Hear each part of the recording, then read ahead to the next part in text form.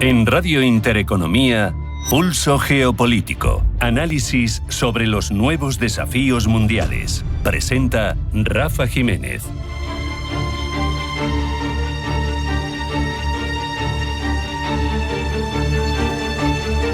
Bienvenidos a Pulso Geopolítico. Habemos papam y habemos respuestas. ¿Qué es lo que buscaban no solo los 1.500 millones de católicos del mundo, sino cualquier interesado en esta institución de 21 siglos que sin duda sigue siendo todo un referente en el ámbito de la influencia en la diplomacia global? Poco después de las 6 de la tarde veíamos la fumata blanca. Algo más de una hora después, el protodiácono Manberti salía al balcón y pronunciaba el nombre del cardenal Prevost y su elección para el papado, León XIV. Nada más resuelta la incógnita del nuevo depositario de las llaves del reino de los cielos y de la cátedra de Pedro, corrimos a reflexionar en torno a lo que podemos esperar de este nuevo papado a tenor de la figura del elegido y del nombre. Lo primero que llamó la atención, por tanto, fue ese nombre, ese León. Ahí es nada, teniendo en cuenta el pasado con el primero de su nombre, San León Magno, pero especialmente con su predecesor, quien ocupó la silla de San Pedro en la última parte del siglo XIX, en un momento especialmente difícil para los más humildes en plena vorágine industrial en la que los derechos de los trabajadores brillaban por su ausencia. Y León XIII destacó por su visión hacia los más desfavorecidos, fue pionero con su encíclica Rerum Novarum en su defensa, una encíclica en la que criticaba abusos y defendía a los trabajadores. Otro símbolo posterior por parte de este nuevo sumo pontífice ha sido sin duda el contenido de su primera alocución a los fieles presentes en la plaza de San Pedro. Varias veces mencionó el legado de su predecesor, Francisco, haciendo incluso pausas dramáticas en lo que esperaba la ovación de la muchedumbre tras pronunciar el nombre del Papa anterior. Mostraba así su determinación de vincular su llegada con la del Papa precedente. Lógicamente también lo mostró bien a las claras en el contenido de ese discurso en el que apelaba a la paz, pero también a la sinodalidad, otro vínculo con Francisco que marcó un cambio de estilo respecto de los papados anteriores. Coincide también, además, con el deseo de Francisco de apostar por cardenales que merecieran la púrpura por sus acciones, por su apostolado misionero, no como previamente y como se hacía en la historia, que se les concedía según ocuparan una sede u otra de forma prácticamente automática y sin necesidad de ganárselo. Y es que Robert Prevost es agustino, ha sido su máximo responsable durante años, ha recorrido el mundo en razón de esa responsabilidad, pero sobre todo ha sido misionero. Y su elección no deja de ser un guiño hacia el primer contribuyente a la Iglesia Católica, Estados Unidos, pero un guiño a su vez matizado por su apuesta y su vida misionera en Perú, en América del Sur, con esas misiones, con la pastoral diocesana en Chiclayo, con lo que vertebra una realidad, la del continente americano, tremendamente heterogénea de norte a sur, pero siendo presente y procediendo de las dos.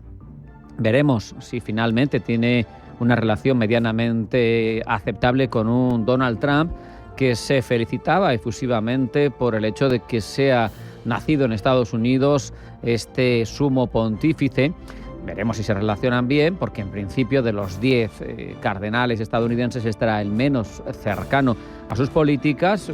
Tampoco pasemos por alto que fue otro León III en este caso, además canonizado, quien coronó emperador a Carlomagno en la anterior y antigua Basílica de San Pedro el día de Navidad del año 800. Igual es una señal.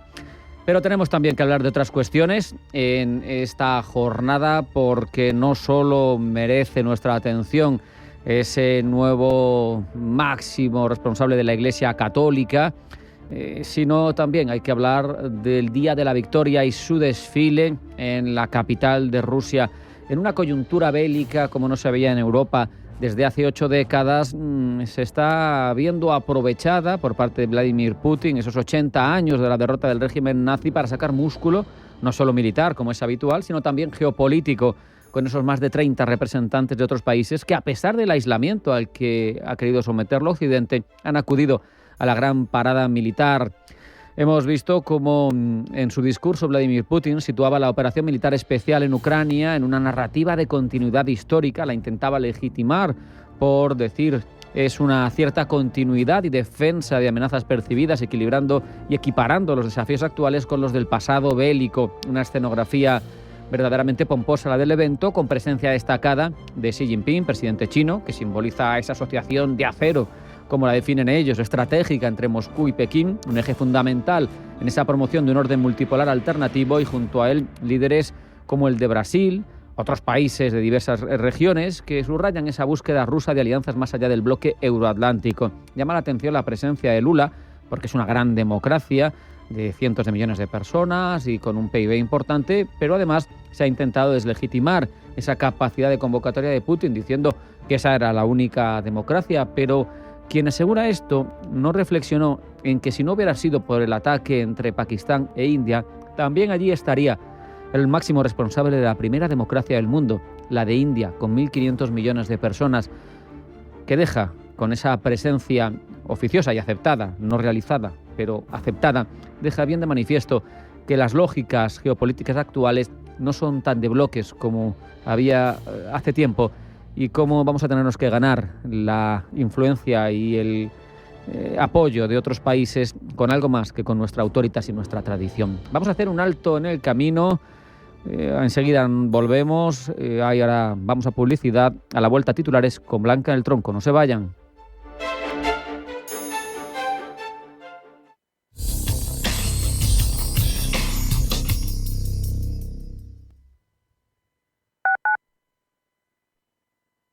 Cada vez que vienes a descubrir Madrid, aprendes de su gente, sabores y costumbres, respetas la naturaleza y contribuyes al cuidado del patrimonio. Este es el legado de tu viaje. Proyecto financiado por la Unión Europea Next Generation, Plan de Recuperación, Gobierno de España, Comunidad de Madrid. Hola, soy Susana Criado y presento Capital Intereconomía en Radio Intereconomía. Analizamos la actualidad económica con rigor y profesionalidad. Di que nos escuchas. Somos aquello que siempre quisiste ser. Creamos aquello que siempre quisiste tener. Las reglas del juego han cambiado. Somos traders. Operamos. Black Bear Broker. El broker de los traders.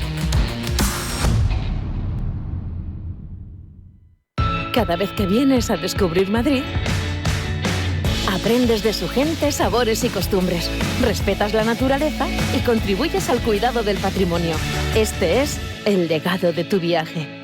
Proyecto financiado por la Unión Europea Next Generation, Plan de Recuperación, Gobierno de España, Comunidad de Madrid. Mi casa, ¿me reciben? Este año no vuelvo solo. Buscamos una buena inversión inmobiliaria. Incluso ellos saben dónde encontrar su mejor inversión. Vengas de donde vengas, tu casa está encima. Del 21 al 24 de mayo en IFEMA Madrid. Consigue tu entrada gratuita en simaexpo.com. Cierre de mercados es como el punto en la I. Un programa que deja las cosas en su sitio. Hola, te habla Javier García Viviani. A las 3 de la tarde comenzamos a Cierre de Mercados en Radio Intereconomía. La mejor manera de estar informado de toda la actualidad económica. Di que nos escuchas.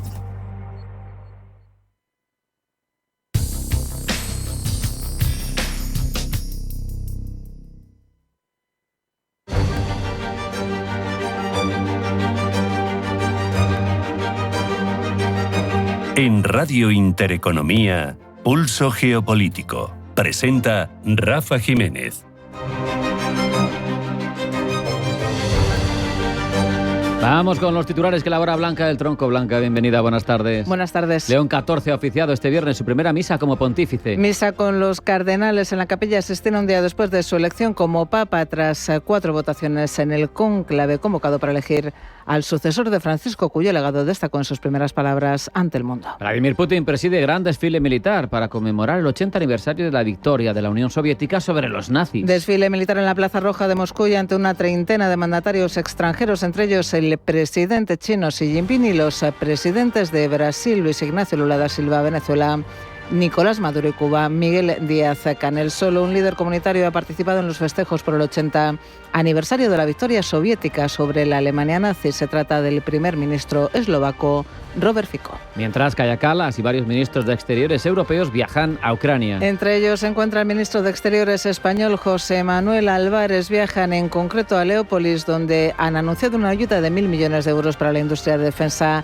En Ucrania aprobarán además la creación de un tribunal para juzgar los crímenes de guerra rusos. En Ucrania, por cierto, se cumple hoy el segundo de los 3 días de alto el fuego declarado por el Kremlin tras una primera jornada en la que las fuerzas rusas lanzaron decenas de ataques. Merz confía en las negociaciones entre Rusia y Ucrania tras hablar con Trump. El canciller alemán confía tras conversar ayer con el presidente de Estados Unidos en que después de este fin de semana habrá un momento decisivo en las negociaciones de un alto el fuego entre Rusia y Ucrania. Los líderes europeos, entre tanto, conmemoran el Día de Europa. Los presidentes de la Comisión Europea, el Consejo Europeo y la Eurocámara, Ursula von der Leyen, Antonio Costa y Roberta Metsola, respectivamente, han festejado el Día de Europa en Luxemburgo con un paseo por los sitios emblemáticos que recuerdan a Robert Schuman, de cuya célebre declaración que sentó las bases de la Unión Europea se cumplen 75 años. En Asia, varias ciudades indias activan las alertas ante un posible ataque de Pakistán. Ciudades situadas en el norte de la India que han activado las alertas ante posibles amenazas de ataque aéreo tras una noche de enfrentamientos cruzados y una supuesta incursión con drones en la Cachemira india en medio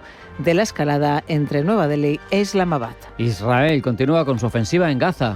Los ataques israelíes contra la franja no cesan a la espera de una nueva fase en la ofensiva que, según las autoridades de Israel, acabará con el control de Hamas en Gaza y desplazará a toda la población del enclave al sur, donde no queda nada en pie después de 1 año y medio de bombardeos. Estados Unidos y China mantienen mañana sábado su primer encuentro a muy alto nivel. Primer encuentro desde el estallido de la guerra comercial lanzada por Washington contra sus aliados comerciales, pero de manera más agresiva contra Pekín. Se espera que este primer paso ayude a reducir la fuerte tensión entre ambas potencias y a calmar a los mercados financieros. Estados Unidos espera que las negociaciones con China desescalen la guerra comercial con Pekín y lleven al mercado asiático a abrir su mercado. El gobierno chino ha rebajado por su parte las expectativas de acuerdo mientras se mantengan las barreras del 145% a los productos chinos.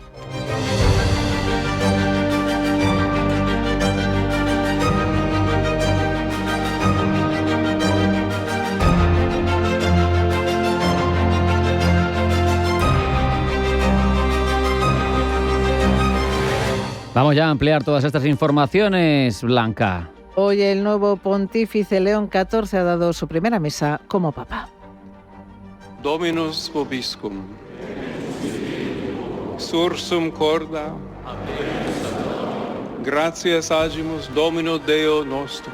Le esperan días de actos y reuniones con líderes internacionales. Se tendrá que elegir a los altos cargos que le acompañarán durante su pontificado. De igual modo, podría anunciar cuál será su primer viaje apostólico. Todo irá dibujando su carácter y perfil e iremos resolviendo si será un continuista de Francisco o si escogerá un camino diferente. De momento, para muchos, lo más destacado es su procedencia estadounidense. Pablo Llanone. Igual que el cónclave que le eligió, el nuevo papa se podría considerar multicultural, un perfil muy conciliador teniendo en cuenta el mundo global en el que vivimos. Tiene ciudadanía peruana debido a su servicio pastoral en América Latina y nació en Chicago, algo de lo que Donald Trump ya se ha enorgullecido.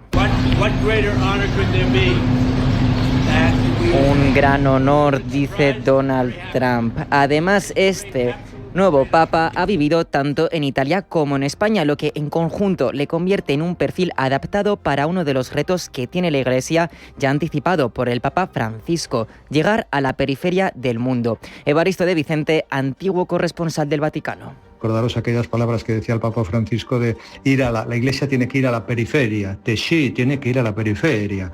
Bueno, pues tiene que ir a la periferia, y la periferia son estos países que no son Europa y América, que parece es como el ombligo del mundo, ¿no? Esta Europa y esta América. Hay otras extremidades y fueras que valdría la pena atender, y esto es lo que creo que yo espero y deseo que realmente ahí ponga el énfasis. Este foco en las zonas más abandonadas del mundo va de la mano de la intención expresa por los cardenales electores de alcanzar la paz en los conflictos de Oriente Medio y de Ucrania. Anch'io vorrei che questo saluto di pace. De hecho, la palabra paz fue la más empleada por el nuevo pontífice en su primer discurso ante la Plaza de San Pedro. Con estas premisas, cabría esperar del nuevo papa una actitud proactiva y pragmática a la hora de enfrentar no solo asuntos geopolíticos, sino también asuntos internos de la Iglesia, como el del abandono de la fe en la sociedad contemporánea, asunto al que se ha referido hoy en su primera misa como papa. No son pocos los contextos en los que la fe cristiana es considerada algo absurdo, propia de personas débiles o poco inteligentes. Contextos en los que ahora se prefieren otras seguridades como la tecnología, el dinero, el éxito, el poder o el placer. Se trata de ambientes en los que no es fácil dar testimonio ni anunciar el Evangelio, donde quienes creen son objeto de burla, oposición, desprecio o, en el mejor de los casos, tolerados con condescendencia. Al máximo soportado y compatido. Otros retos eran el geopolítico, como ya hemos visto, y el social, donde se postula como un papa reformista, algo que se deja entrever ya en la elección de su nombre al recoger el legado de León XIII. Sergio Rodríguez López Ros, vaticanista y profesor de la Universidad CEU San Pablo. Recoge el legado de León XIII, que fue el primer papa social de la Iglesia. Con él nace la doctrina, o mejor dicho, las enseñanzas sociales de la Iglesia. Él es el papa que se fija en los cambios del siglo XIX, en que la gente ha pasado del campo a la ciudad, y por tanto hay obreros, hay campesinos, hay la necesidad de sindicatos. Un papa de cambios al que además se añade su bagaje en derecho canónico, que le podría traer más éxitos en su actitud reformista, diferenciándose de Francisco. Conoce la ley, por tanto, Papa Francisco era una persona, era meramente un pastor. Por eso a veces había un problema, y es que él, por ejemplo, hacía anuncios que luego no se convertían en ley, y ahí había un poco de confusión y costaba trasladar, ¿no?, sus palabras a día a día, porque uno tiene que anunciar, que es perfecto, pero luego tiene que legislar, ¿no?, tiene que convertirlo en ley. Otra clave, por cierto, será su rol espiritual.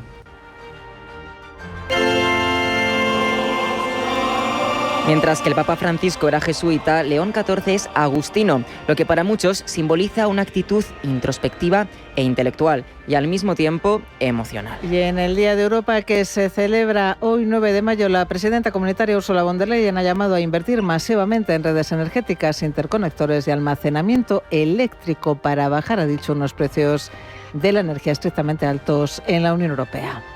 Pero dice, no nos falta energía, tenemos mucha producción de energía, específicamente energía baja en carbono, pero nos falta la red y la capacidad para almacenarla. Este ha sido uno de los asuntos que von der Leyen ha tratado con el recién nombrado canciller alemana Friedrich Merz, quien después de hablar ayer con Donald Trump confía en que después de este fin de semana haya un momento decisivo en las negociaciones de un alto el fuego entre Rusia y Ucrania.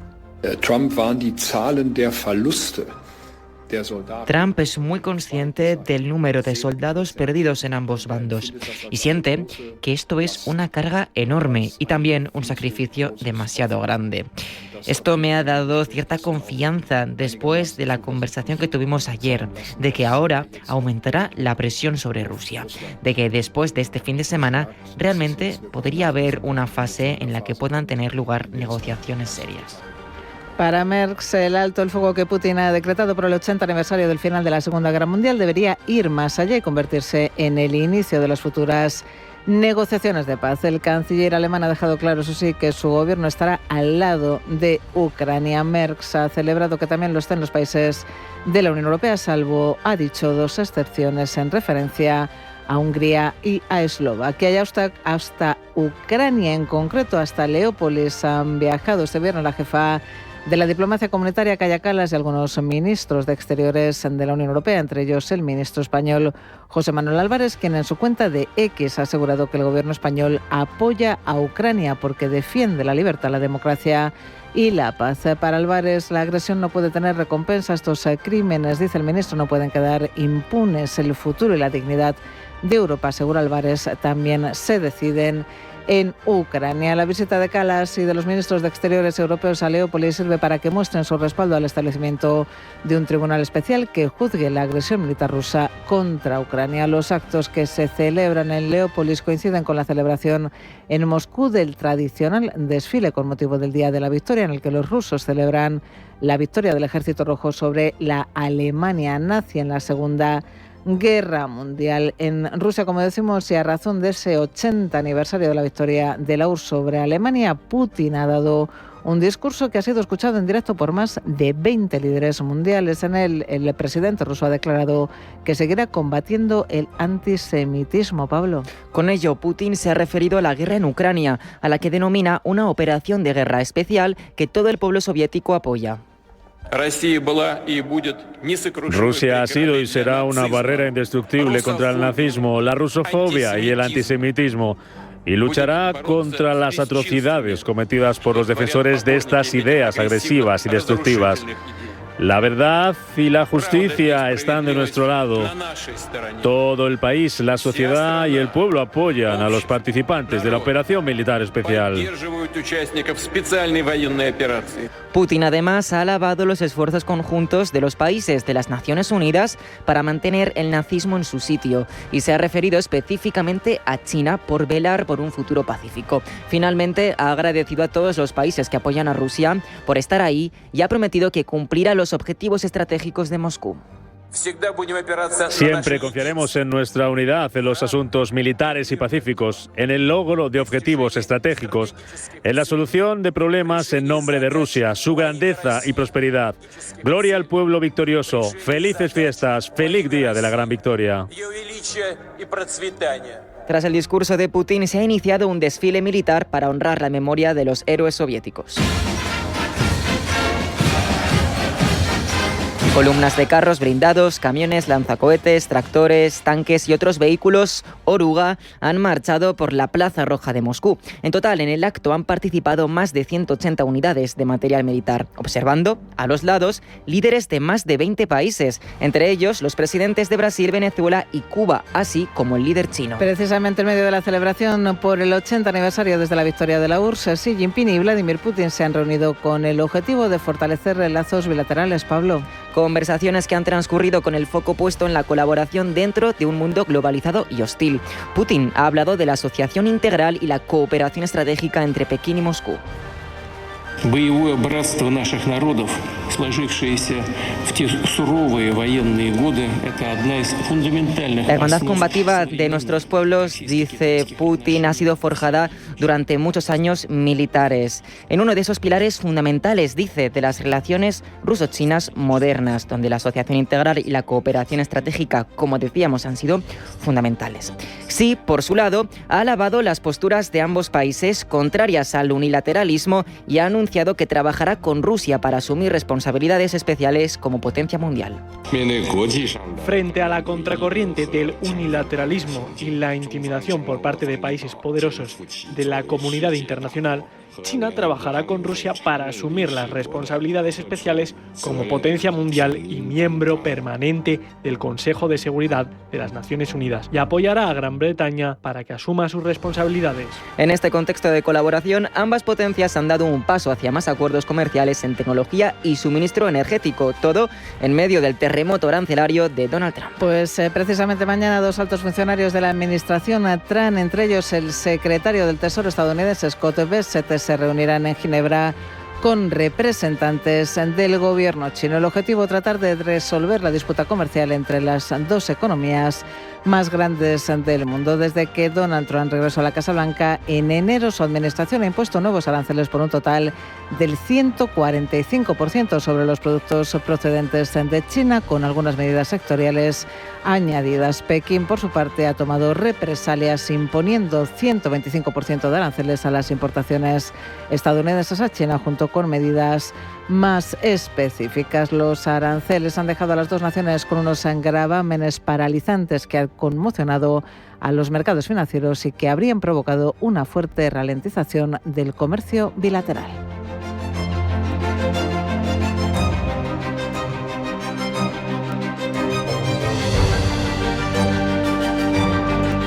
En Radio Intereconomía, Pulso Geopolítico.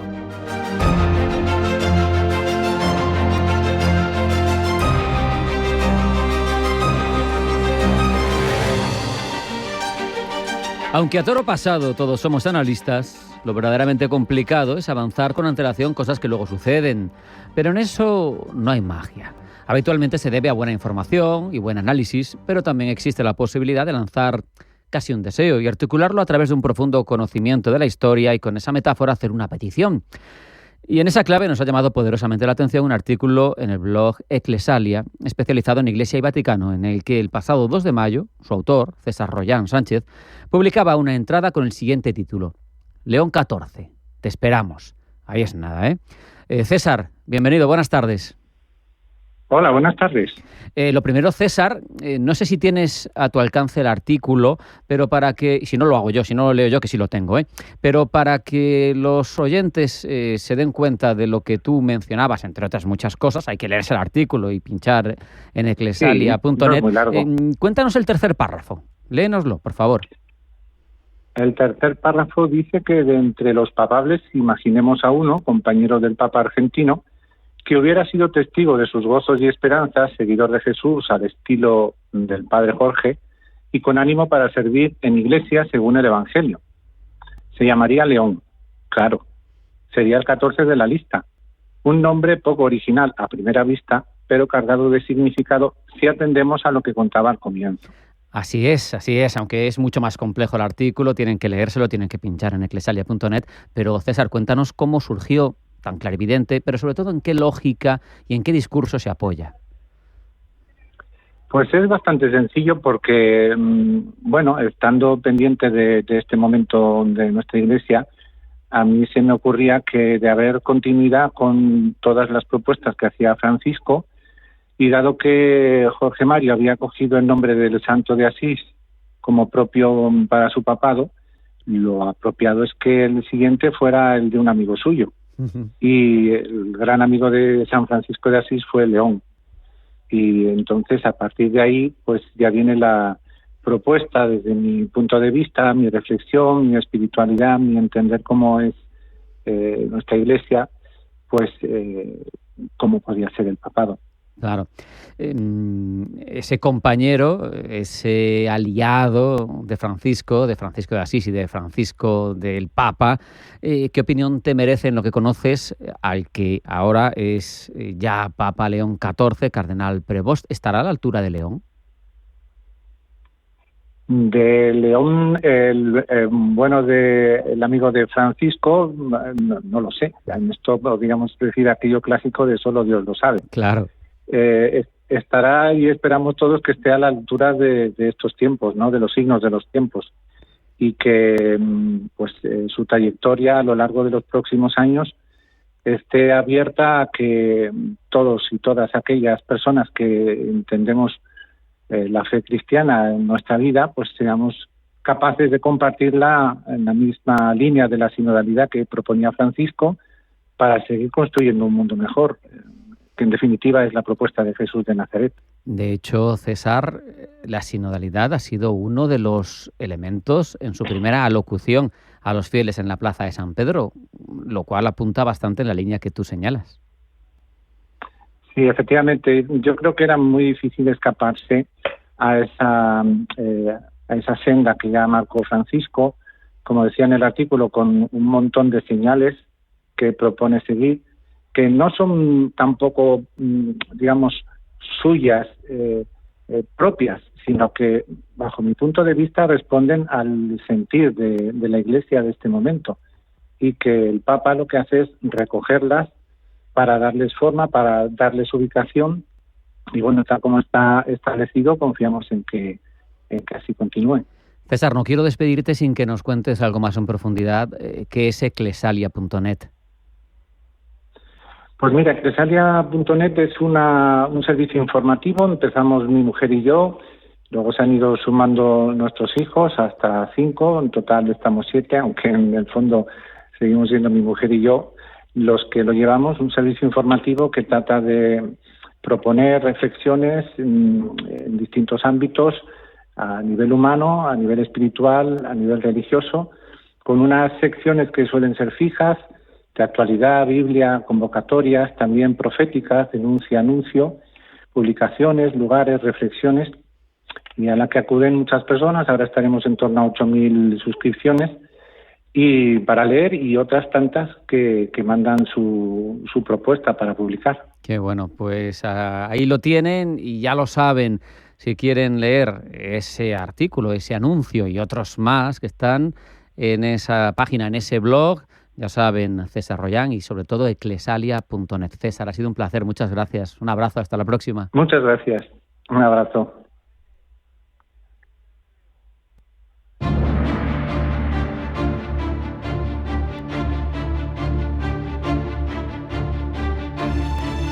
En Radio Intereconomía, Pulso Geopolítico.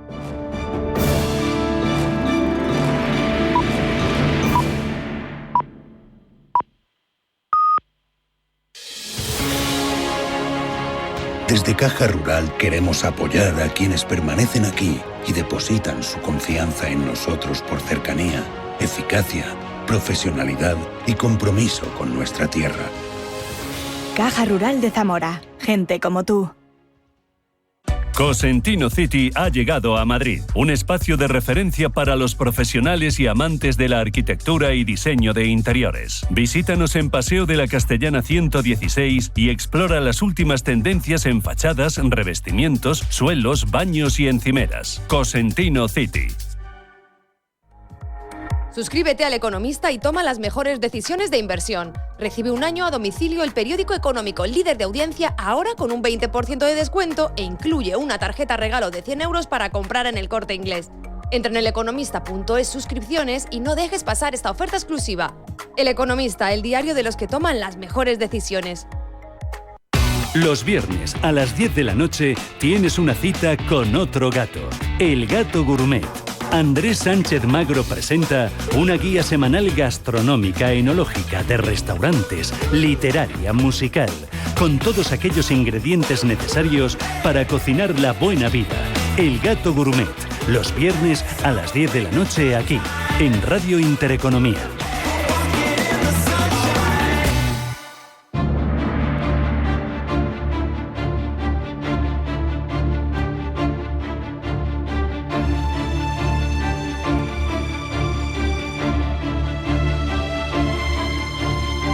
En Radio Intereconomía, Pulso Geopolítico. Seguimos hablando de ese nuevo sumo pontífice, la ocasión lo merece, sin ninguna duda. Lo hacemos con una referencia para nosotros en este ámbito, con Sergio Rodríguez López Ros, vaticanista, profesor de la Universidad Batolí CEU, experto, consultor, ad casum de la Santa Sede, entre otras muchas cosas relacionadas con lo eclesiástico. Sergio, bienvenido, buenas tardes. Muy buenas tardes. Lo sabemos, tenemos nuevo Papa, tenemos León XIV, parece, por sus primeras palabras y por su trayectoria afín a Francisco. La primera pregunta obligada es, ¿ha sido mucha sorpresa para ti?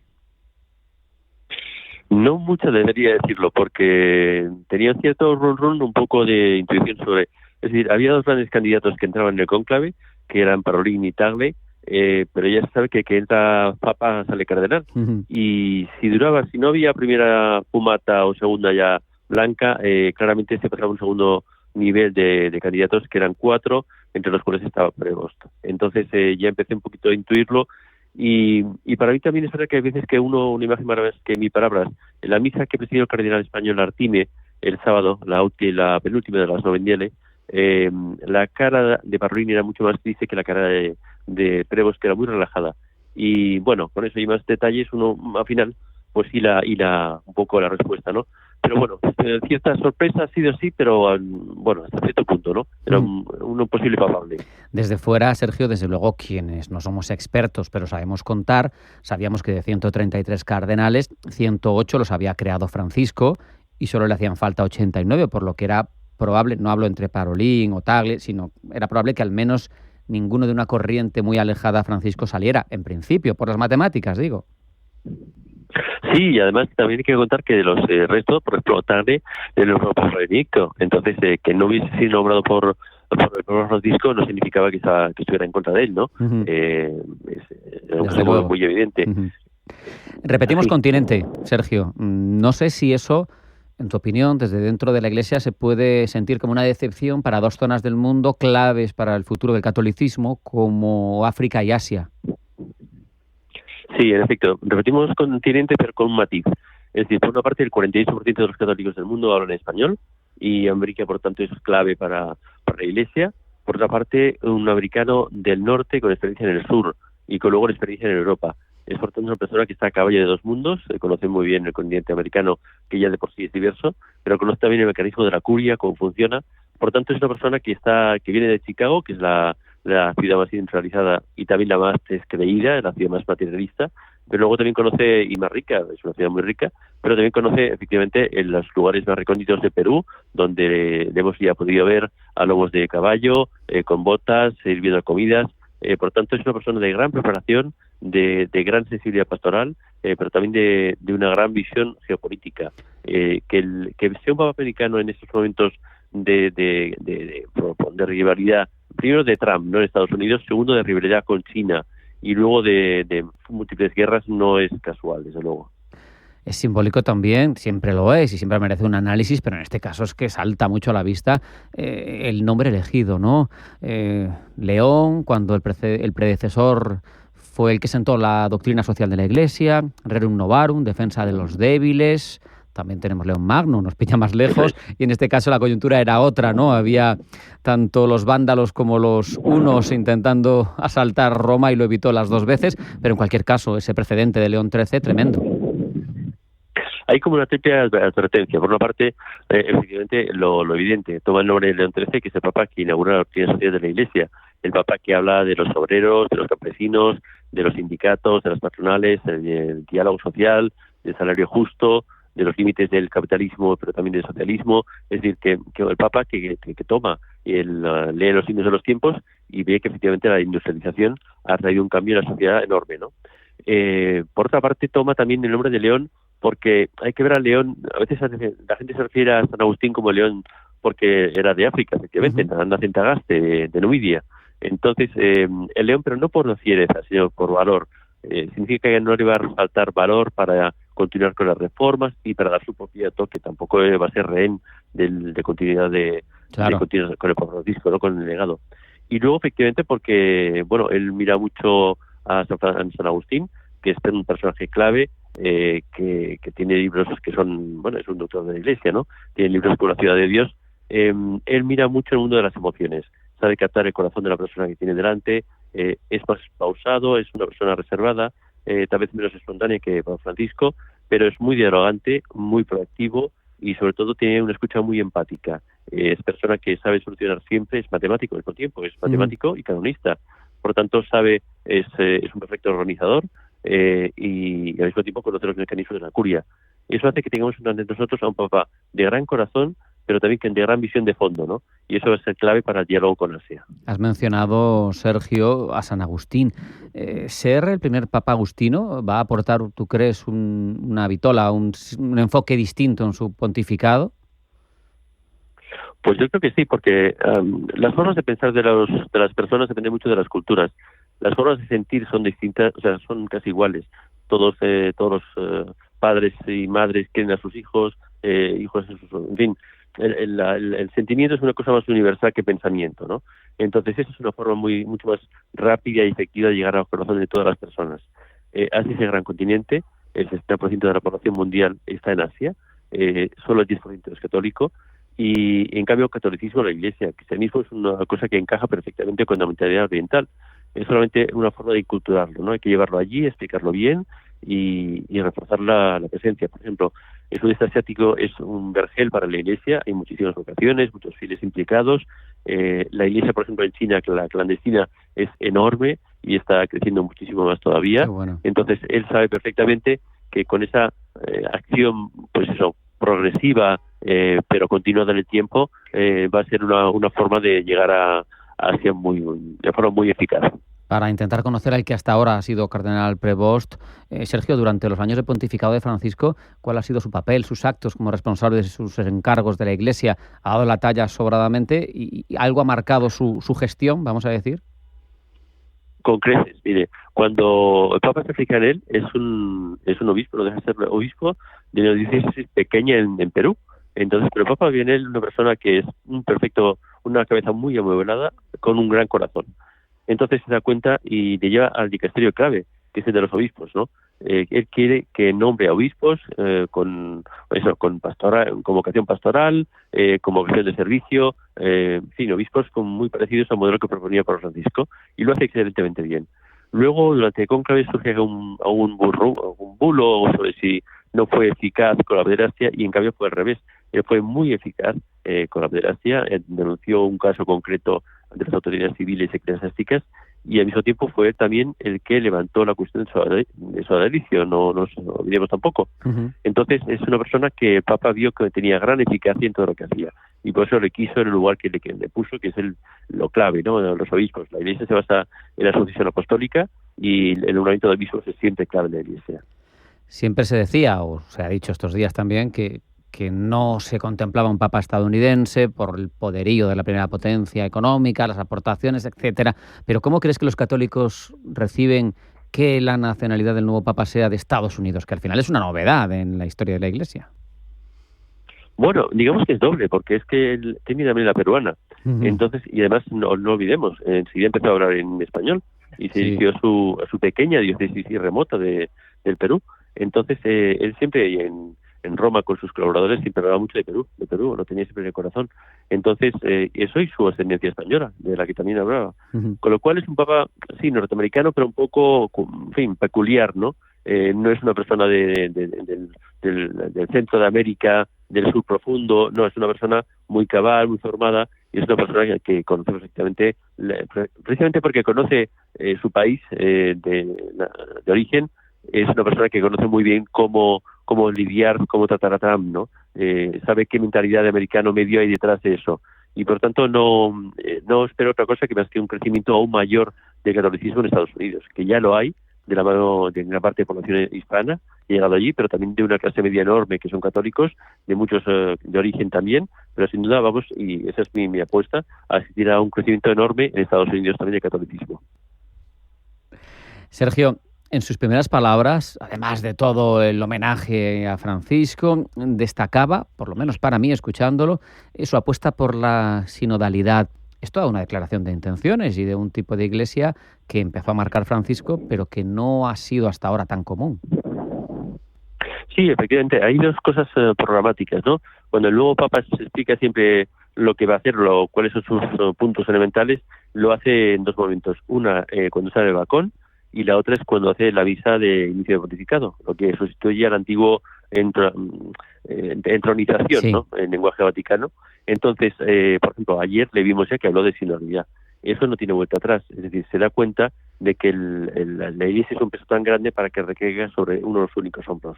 Quiere opiniones de personas que estén junto a él, y efectivamente va a mantener ese grupo de cardenales, que es una especie de consejo de gobierno, dicho en categorías civiles, ¿no? Pero es verdad que le ayuda. Él quiere incorporar ahí a religiosos también, porque no solo a cardenales, sino también a algunos obispos, religiosos, y entonces quiere que sea un verdadero órgano de asesoramiento al Papa. La última decisión es suya siempre, pero el Papa quiere ser bien aconsejado por personas que están en el día a día, ¿no? Y conoce las cosas de los países, de las personas, y eso. Por eso, ¿quién planteó eso? Y planteó también el tema de caminar juntos, ¿no? Que es un poco también la otra dimensión de la sinodalidad. Una iglesia que estaba los pies en el suelo, que incultura el Evangelio en cada cultura y en cada lugar del planeta, y que sabe transformar en el lenguaje que la gente entiende, pues el depósito de la fe. Y entonces con eso hace camino, ¿no? Es como el camino de Maús, ¿no? Es como cuando Jesús va caminando con los otros y finalmente le reconocen, ¿no? Pues es ahí, ¿no? Ellos quieren que en hacer esa vida común con el resto de personas la gente reconozca a Jesús en sus vidas.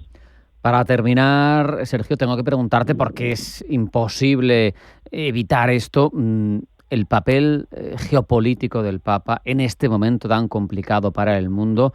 ¿Cómo crees que lo va a desarrollar León XIV? Porque tiene muchas papeletas verdaderamente complicadas. Hay 1.300, 1.500 millones de católicos en el mundo. Tiene mucho que decir y la diplomacia vaticana siempre ha sido prestigiosa. Sí, el Vaticano maneja mucha información porque es muy capilar la Iglesia y llega a todos los puntos del mundo, y por eso precisamente yo creo que es las personas mejor informadas del mundo. Yo creo que, fíjese, como el tema de San Agustín, ¿no? Que fue una persona que presagió el fin del Imperio Romano, yo creo que él también está viendo un poco que puede mediar entre China y Estados Unidos. porque precisamente conoce Estados Unidos, pero que es una persona que ha viajado por todo el mundo. Creo que puede ser una especie de bálsamo en esta tensión global que estamos viviendo y puede ayudar mucho a calmar los ánimos en este mundo, ¿no? No es casual el hecho de que se elija a alguien, igual que tampoco lo fue el hecho de que San Pablo fuese un romano, ¿no? El que fuese allí a evangelizar al imperio, y que San Agustín fuese precisamente también un romano de la periferia, pero un romano el que va también a advertir al imperio de en fin, que están a borde del abismo, ¿no? Europa lo está también, no se da cuenta de Europa de que hay un continente que es África que necesita una ayuda, ¿no? Por eso esas migraciones. Por lo tanto, esta vez está avisando un poco también a Europa de decir, oye, esta vez no vienen del norte, sino que vienen del sur, pero porque necesitan, claro, quieren justicia, quieren trabajo, quieren... La verdad es que él lo ha dicho en alguna ocasión, la gente lo que quiere en realidad no es no tener que emigrar, quieren inversiones en lugar de origen. Es así. Entonces, esa es la solución, no es la solución infinita de coger aquí, que lo hacemos, en fin, de muy dignadores, porque somos creyentes y creemos en la acogida del otro y la dignidad de la persona. Pero su papel, su visión como matemático es clara, ¿no? Hay que invertir en el lugar de origen para que esos países se consolide una clase media, unos regímenes más estables, unas élites menos corruptas, unas democracias más estables. Por tanto, es un papa con una gran visión geopolítica. Con esa reflexión nos quedamos. Sergio Rodríguez López Ros, profesor de la Universidad Abat Oliba CEU, vaticanista, consultor ad casum en el Vaticano. Muchas gracias, un abrazo y hasta la próxima. Ha sido un placer como siempre. Un abrazo.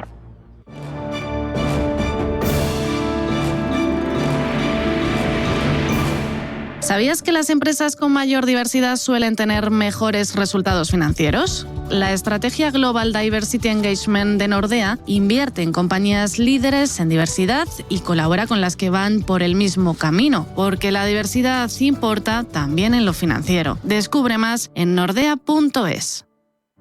Demo Broker Global, la plataforma a tiempo real de Banco Big que te permite invertir con 100.000 euros ficticios para que practiques sin compromiso. Entra en bancobig.es y aprende a invertir como un verdadero broker. Banco Big, nos mueven tus valores.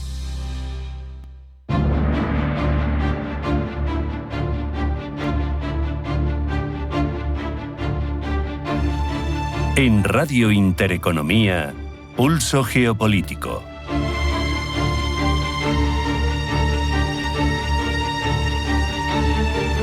Durante décadas, Rumanía ha estado bajo la órbita soviética, pero desde el siglo XXI se ha empezado a dirigir más hacia Occidente, culminando con el ingreso en la Unión Europea finalmente en el año 2007. Desde entonces ha desempeñado un papel fundamental, muy estratégico en temas como la política de vecindad, la seguridad energética y la defensa común, sobre todo después del estallido de la guerra en Ucrania. También ha atravesado una prolongada inestabilidad política interna, con frecuentes cambios de gobierno y con una escasa confianza cada vez más erosionada de los ciudadanos hacia las instituciones. Esto se ha agudizado sobre todo después de los comicios presidenciales celebrados en noviembre, que fueron anulados debido a la sospecha de que Rusia había estado detrás, llevando a cabo una injerencia que habían dado la victoria a un candidato euroescéptico, Călin Georgescu. Ahora, en estos últimos comicios celebrados hace muy poco, ha salido victorioso George Simion, considerado un activista nacionalista, contrario al cambio climático, defensor de la anexión de Moldavia y alineado con la política America First de Donald Trump, simpatizante también del Kremlin. Aunque puede que no salga ganador en las elecciones del 18 de mayo, en esa segunda vuelta, cabe preguntarse cómo su posible victoria podría afectar a la situación actual en el seno de la Unión Europea. Pues bien, para abordar esta cuestión, contamos con la visión de Joan Bucuras, analista político y experto en asuntos europeos. Bienvenido, Joan. Muy buenas tardes. ¿Qué tal? Empecemos un poquito asentando el contexto de qué rol ha jugado Rumanía hasta este momento dentro de la Unión Europea. Bueno, Rumanía, una democracia joven que ha atravesado una prolongada transición desde la revolución de 1989, tuvo que aprender cómo desenvolverse un poco dentro de la Unión, especialmente porque se unió en 2007, apenas 2 años antes de la entrada en vigor del Tratado de Lisboa. Fue un periodo de aprendizaje práctico, de adaptación institucional y costó un poco entender cómo convertirse en un miembro activo que aproveche realmente los beneficios de pertenencia. como la libre circulación, el acceso a fondos europeos para infraestructuras que Rumanía necesitaba urgentemente y otros recursos. En los últimos años, además, ha ganado peso en debates estratégicos dentro del Consejo y ha asumido un papel más firme como frontera oriental de la Unión y de la OTAN. ¿Y qué áreas o políticas europeas dirías que han contado con una participación destacada de Rumanía? Rumanía ha defendido de forma constante una mayor integración europea y ha luchado por su plena incorporación al espacio Schengen, algo que ha conseguido recientemente, marcando un hito en su proceso de integración. Y también ha tenido un papel activo en la política de vecindad, especialmente con Moldavia y Ucrania, y ha mostrado compromiso en cuestiones de seguridad energética. Ha participado activamente en la lucha contra la desinformación, sobre todo desde el inicio de la guerra en Ucrania, y, por supuesto, ha reforzado su capacidad diplomática en Bruselas. Vemos ese rol estratégico de Rumanía en cuanto a la política de vecindad, como decías, también a la defensa común. Y hablando ahora de estos comicios que se van a celebrar el 18 de mayo, ¿qué riesgos y oportunidades pueden implicar estas elecciones para el lugar de Rumanía dentro de la Unión Europea? Bueno, el lugar de Rumanía dentro de la Unión es decir que el cambio, por ejemplo, un cambio de liderazgo en la postura de Rumanía frente al conflicto, por ejemplo, lamentablemente es una respuesta bastante directa. Rumanía probablemente adoptaría posturas similares a las de Eslovaquia o Hungría, si tenemos este cambio de liderazgo, limitando o incluso recortando la ayuda militar y financiera a Ucrania, o intentando bloquear una posición común dentro de la Unión. También podría desincentivar el tránsito logístico de ayuda hacia Ucrania a través de su territorio, lo cual tendría implicaciones inmediatas para el esfuerzo europeo en la región. ¿Tiene sentido, por tanto, decir que esta victoria de George Simeón podría beneficiar al Kremlin? Bueno, eso es difícil prever con certeza y trato de ser lo más objetivo posible en el análisis, aunque no comparta en absoluto las posturas nacionalistas de Simeón. Hemos visto a populistas de derecha ganar en países como Polonia, Eslovaquia o Hungría, pero estos países siguen siendo miembros activos de la Unión. ¿Y por qué? Por interés económico. Se puede vender la idea de que la Unión es una entidad lejana y burocrática, pero el votante, pese a la propaganda, no es ingenuo. Ve claramente los beneficios económicos directos, especialmente en Rumanía, que ha crecido económicamente casi un 800% desde que entró en la Unión. El Kremlin sí que se beneficiaría debilitando la cohesión europea. Por eso siempre ha apoyado de forma directa e indirecta a candidatos nacionalistas y euroescépticos. Además, una presidencia de Simeón podría ralentizar reformas clave o vetar decisiones en el seno del Consejo Europeo. Y justamente antes comentabas la parte de la defensa común, ¿no? De cómo Rumanía ejerce ese rol activo ahí, sobre todo desde el estallido de la guerra en Ucrania. Por eso te pregunto, ¿qué pasaría si George Simeón ganase las elecciones en este sentido? ¿Cómo puede afectar la postura de Rumanía frente al conflicto de Ucrania? Bueno, por ejemplo, si líderes como Simeón o otros como Orbán en Hungría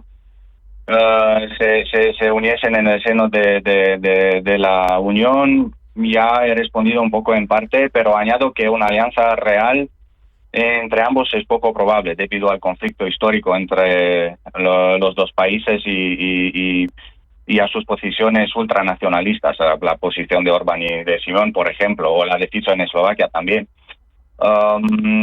Eso sí, podrían coincidir puntualmente en obstaculizar decisiones estratégicas clave para la Unión, y además el simple hecho que existan más voces coordinadas contra Bruselas puede tener un efecto desestabilizador en los debates comunitarios.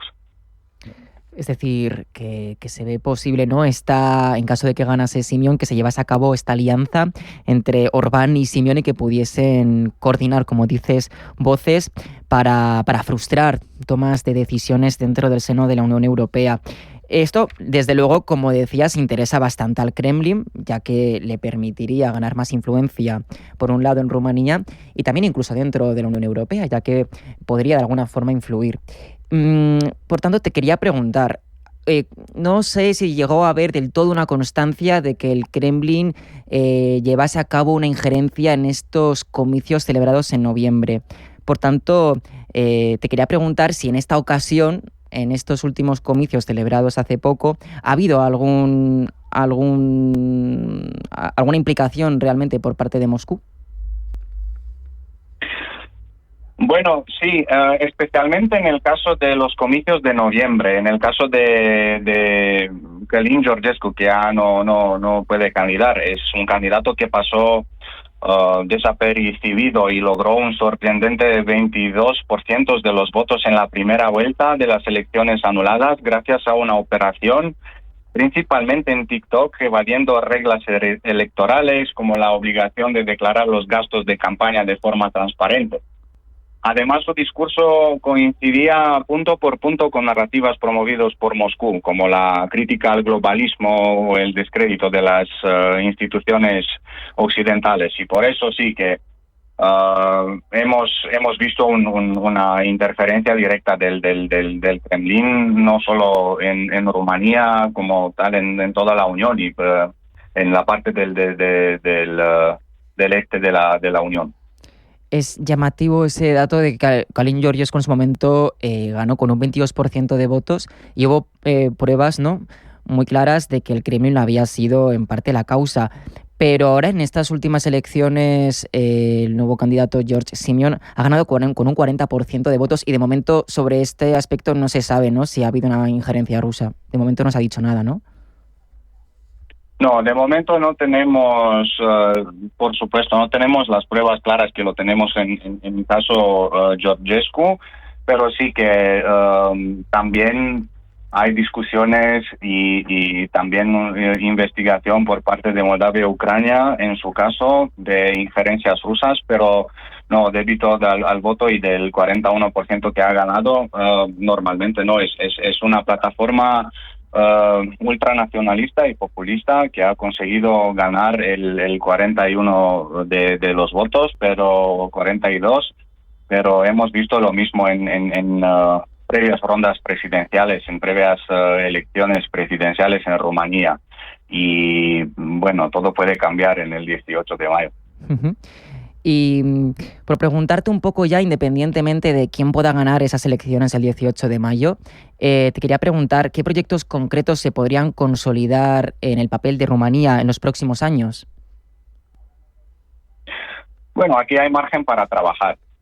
Consolidar, por ejemplo, la integración energética con proyectos regionales, avanzar en la cooperación con Moldavia dentro del marco europeo, y reforzar el Estado de Derecho y la gobernanza interna para aumentar la credibilidad de Rumanía en Bruselas.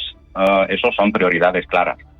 Pues también puede jugar un papel relevante en el desarrollo de corredores de transporte paneuropeos, especialmente hacia el Mar Negro y también el Cáucaso. Pues estaremos expectantes de ver cómo estos proyectos se desarrollan a partir de esas elecciones del 18 de mayo, a ver quién gana. Esperamos poder seguir contando contigo, Joan, para seguir informando de este aspecto. Muchas gracias por tu tiempo y hasta la próxima. Gracias por tenerme. Y con esta reflexión sobre la situación en Rumanía de cara a las elecciones del 18 de mayo finalizamos el pulso geopolítico de hoy. No olviden volver el lunes para poder seguir viendo de cerca los próximos pasos del nuevo Papa y otras cuestiones de actualidad acuciantes. Buen fin de semana y descansen.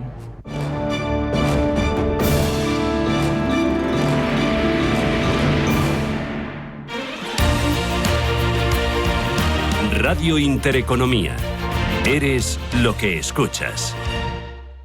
Por favor, un vermut. Un zarro. Zarro, por supuesto. El vermut Zarro es el vermut de Madrid, elaborado artesanalmente con los mejores botánicos y vinos de calidad. Un vermut genuino y con historia, orgulloso de sus orígenes castizos y más aún de su sabor. Y es que en grifo o en botella, vermut Zarro es el auténtico sabor del vermut de Madrid. Vive Zarro, siente Madrid. Si te gusta el séptimo arte, Vivir de Cine es tu programa. Dirigido y producido desde Hollywood por José Ignacio Cuenca y presentado por María Ayer. Toda la actualidad del cine, estrenos, festivales y críticas, sin olvidar los clásicos. Los viernes a las 12 de la noche, Vivir de Cine, en Radio Intereconomía. ¿Tienes un proyecto o sueño emprendedor? No te pierdas Emprende en Intereconomía con Juanma Romero. Cada semana descubrirás historias de éxito, consejos prácticos y claves para liderar tu negocio con carisma y empatía. Aprende, crece y conéctate con emprendedores como tú. Emprende en Intereconomía con Juanma Romero, el programa para transformar tu futuro. Te esperamos todos los jueves a las 10 de la noche en Radio Intereconomía.